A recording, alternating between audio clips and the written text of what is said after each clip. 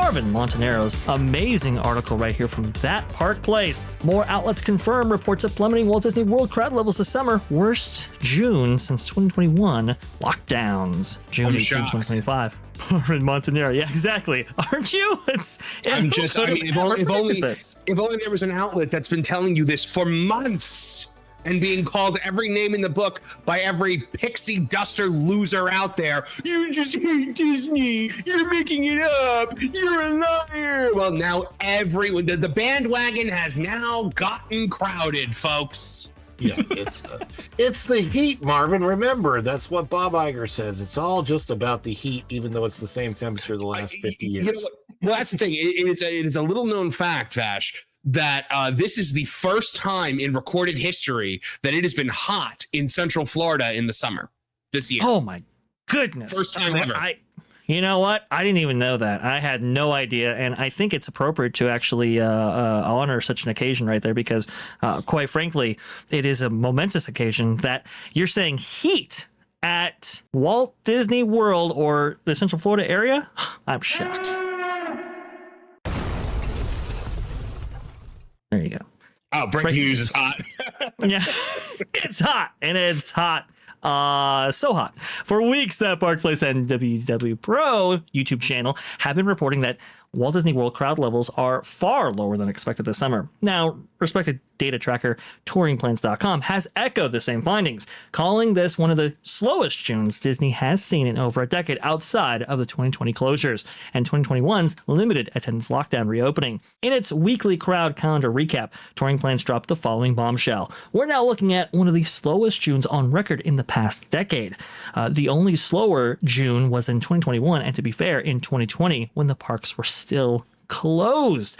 The site had previously forecasted crowd levels in the 3 to 5 range. That's Touring Plan's own metric right there for mid-June. But this past week made even that projection look optimistic. According to Touring Plans, quote, crowd levels went and got even lower, with wait times across the resort slashed nearly in half compared to the peak of 2017's summer season. And they go on to say that Cool Kids Summer should be rebranded as Ghost Town Summer, which is that was pretty rough from Touring Plans. Like they're usually pretty neutral. Touring Plans has been around for years and years and years. I mean, I'm back before I even lived down here. I was using Touring Plans to figure out when the best time to go was. Touring Plans and Passporter and all that stuff. So I mean, Touring Plans is a long time, well-respected outlet in this industry. Oh, absolutely. Very well respected. They've done some amazing work right there. Len Testa has done data analysis on Walt Disney World for, goodness, 20 plus years. I mean, he has really been an part of the Disney community since before it was even maybe considered a community. It's pretty crazy. But they even went on to say, and to illustrate this point right here, they say wait times June 10th through the 16th, attractions with the highest average posted wait at each park. So if you look at the various attractions for each park, you obviously have, one attraction that is higher than all the rest, right? And so that average right there, let's say for Slinky Dog Dash, people might be thinking, Slinky Dog Dash, is it really that popular? It's not really about popularity so much as it is capacity, right? So Slinky Dog Dash doesn't have that high of a capacity, and it is very popular. Those two things combined is how you get the average wait for attractions in that park right there. So the average wait time was 67 minutes for that specific attraction, and that was 71 minutes 2 weeks ago. Cosmic Rewind, the average posted wait time was 64 minutes, and that was 83 minutes last week. Tron, average posted wait time was 58, and that average was 72 minutes last week. Animal Kingdom Flight of Passage, obviously, average posted wait time of 55 minutes, and that was 64 minutes last week. Every single one of these big time attractions suffered, an average of about a 10-minute drop right there? That is absolutely massive. That equates to hundreds, perhaps even thousands of people when you average it all out. I'm going to tell you right now, you can pull it up. I got it pulled up on my phone right now. Magic Kingdom Park. It's 11:30. It's a Friday afternoon. Prince Charming Regal Carousel, no wait at all. Zero. It's literally posted as 0 minutes. I've never seen that before, so that's surprising. Country Bears 5 minutes. Mickey's PhilharMagic 5 minutes. Enchanted Tales with Belle 10 minutes. Tomorrowland Speedway 10 minutes. The Speedway 10-minute wait, which is basically walk on. All of these, I mean, Laugh Floor 15 minutes, Dumbo the Flying Elephant 25 minutes. So you go up to the highest wait times, like the most popular rides right now. The Seven Dwarfs Mine Train, which is typically at this point in time, in the past, has been a 75 to 90 minute wait, 50 minutes, and the wait times are typically posted.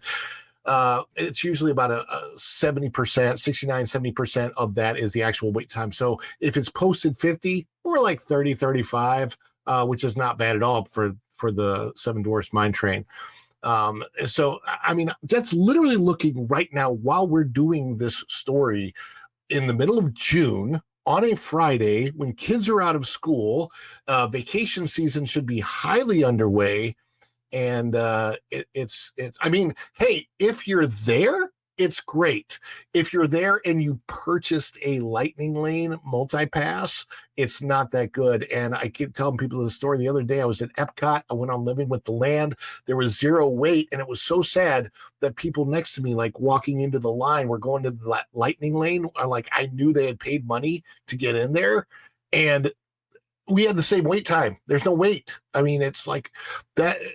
That's people paying for people that probably purchased their vacation maybe 6 months ago and are, we're doing the research and said the Lightning Lane.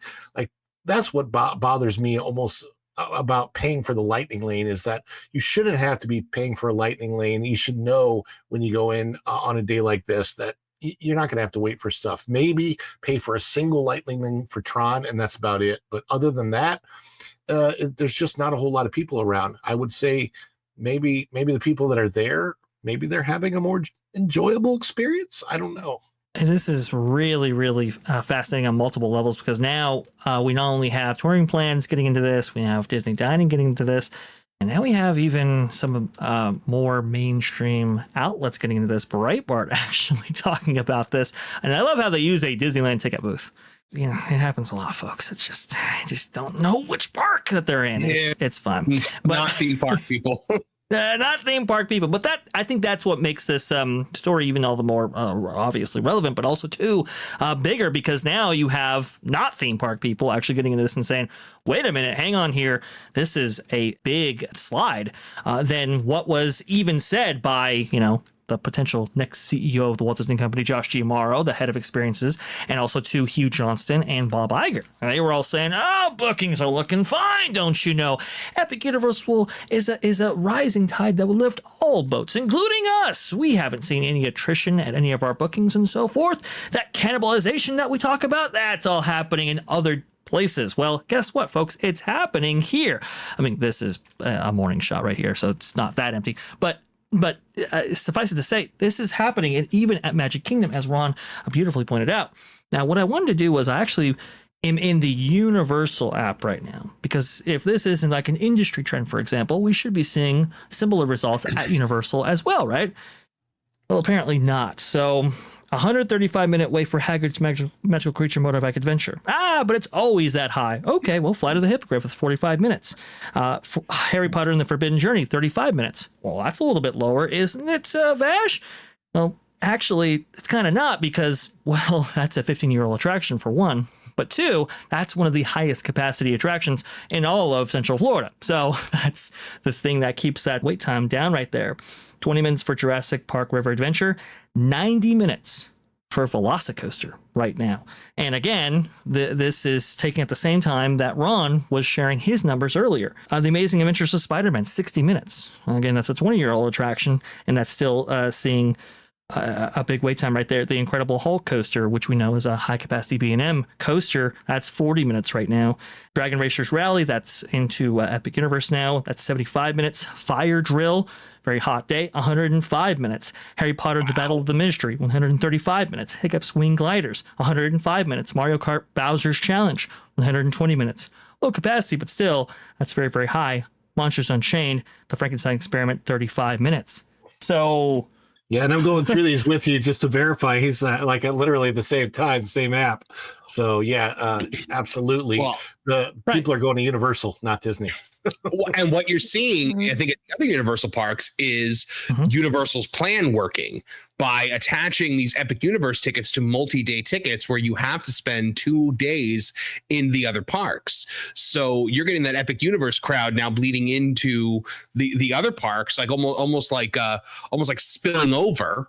And what does that do? It gives you more people there than at the Magic Kingdom. Indeed, and that's precisely what's actually.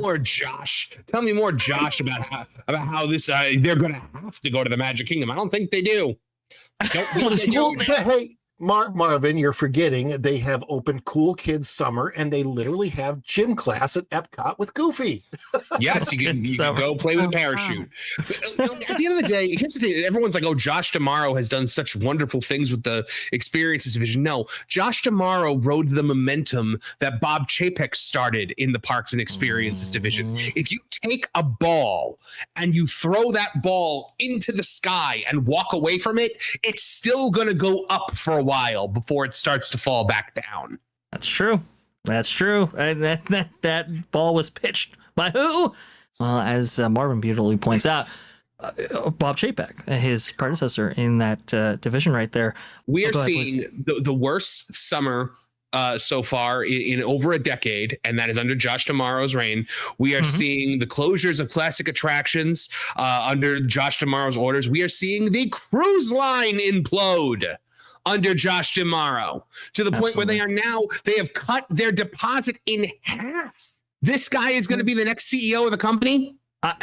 That's the crazy thing about this, Marvin. He is the best guy for the job of the candidates that we've heard. That's the insane thing. It's like, this is the best guy, the guy that has wrecked the experiences division, or at least allowed it to happen, right? Is there any person in a position of power right now in the Disney company that is actually succeeding in their role? Josh D'Amaro, Bob Iger, Dana Walden, Kathleen Kennedy, Kevin Feige. Everything is in free fall. I couldn't agree with you more. And perhaps maybe the internal candidates aren't the best people, only because, well, under their tutelage and leadership, we've seen the demise of multiple experiences, or multiple, divisions under the Walt Disney brand. I just like to say that I, for one, am glad that I don't have to serve these people coffee anymore. when the executives would come in, they'd be like, okay, this is how they like their coffee, and they'd be so specific, and you could literally get fired if you serve them wrong. Like, if you gave Josh D'Amaro like 3 sugars instead of 2, would you be fired? It was possible. Yeah, that's literally possible. You're probably get a reprimand, but it was possible.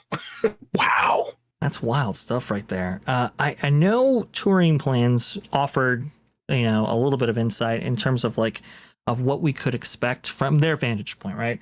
And they were saying that once Test Track opens and once Starlight kicks off, which we got a few more details, apparently the park's going to be closing at 11 or maybe even later in order to allow for Starlight, which is very, very good.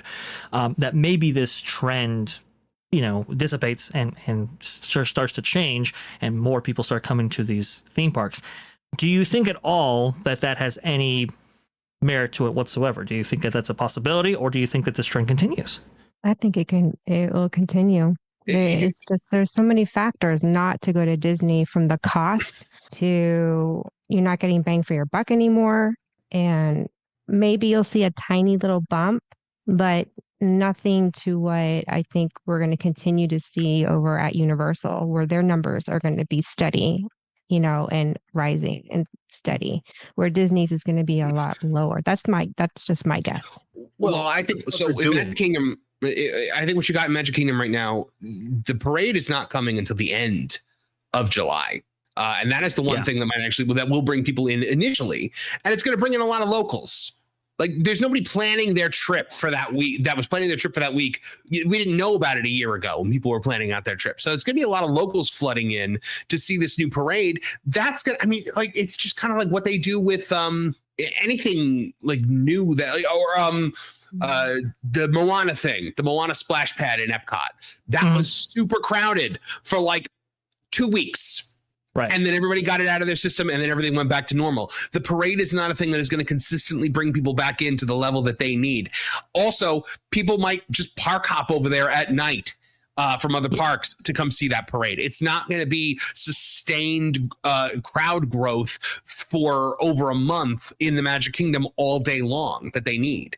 They just have so many attractions going down right now. Muppets just went down. They got Rivers of America going down. The Boneyard goes down in September. They have and then, okay, let's say Test Track reopens. It's still Test Track, even though it's a different version of it. It's not a new ride. It's a new version of an old ride. That's fair. It's not something new. The only actual new thing is the nighttime parade, which is also the return of something that was prior a staple. So it's still not new, right? There's nothing new that they have. There's nothing exciting.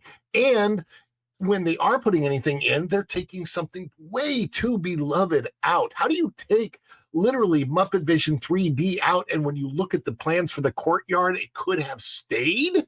Like, they could have built Monstropolis ride and Muppet's Courtyard could have stayed. They're making ridiculously dumb decisions. I posted that, like, even with Tom Sawyer's Island, leave the island there, leave Rivers of America, and how cool would it have been to have something you go to and you hear stories of the Old West, ghost tales, and then there's secret passageways to the new villain's land there. I mean, there's so many different ways that they could have kept that, and they're not doing it. And instead, they're putting in a dirt track that's going to take them 3, 4, 5 years to complete. They have put themselves in a tremendously bad position when you look at what's going on across town with Universal and the Epic Universe. They're building new stuff. They're building exciting stuff. They are replacing the things that actually need to be replaced, like Rip Ride Rocket. They're making smart and intelligent decisions over at Universal. And it seems like, I think of the clip from Tropic Thunder, over at Disney, they've gone full, well, you know the word. You know the word, yes. You know the word. I mean, I think it's demonstrable. I found it very perplexing that you would close stuff like Muppets, and even the Rivers of America, for example, that you can see on the screen right now. You would close these iconic, amazing attractions. Lou's watching this. Iconic! Yeah, well, at least this fits the definition. You take these amazing fan favorite attractions and you take them down at the beginning of summer and not the end. Or in the case of Rivers of America, you don't even have it go for a full summer. And it's like, why? Like, is that really going to speed along construction? Are you really going to hit your timeline when it comes to opening these attractions by waiting like a month or two? It just doesn't really make any sense. And especially for Muppets, it doesn't make any sense to close it right now, because the Monster Store Coaster, which is probably going to be your signature attraction to open with the entire land itself, well, that's not going to be completed for 3, 4 years or something like that, maybe even 5. So wait until that is even close to opening. Then you take that Muppets and you retheme it as part of your great retheme of the entire Muppets Courtyard. Right. They Why take it down now? They probably only really needed a year of time to turn it over. It's a cosmetic turnover, basically, isn't it? Yeah, I mean, on the exterior, it is very much cosmetic. On the interior, you can anticipate that there's more substantial changes for that specific attraction. But still, I mean, it's like you couldn't retrofit that theater to what you want it to be in, 6 months? Maybe even less? There's just really bizarre decisions that have really put Disney in a perilous position, right? I mean, they should have. But they've given us a villain show with thousands of screens and 3 actors that hardly do anything. Goodness gracious, that show is awful. It's going to do nothing but kill equity in the Disney Villains brand ahead of them opening up this Disney Villains land. Absolutely. Yeah. 100% agree. I mean, it's really, really bad, folks. It's absolutely awful. If that was a trial balloon for Villains Land, oh, they got problems. But that's the thing. Villains Land, maybe some of their other editions, they should have really been started those 3-4 years ago in order to prepare for Epic Universe. That way you could have maybe counter programming for when that actually comes online. They didn't. They're behind the 8 ball. And guess what? Epic Universe, not going to let up on the gas pedal. Thanks for watching That Park Plays News. For more information, consider checking out www.thatparkplace.com. And don't forget to subscribe, share, like, and send this out on your favorite social media accounts.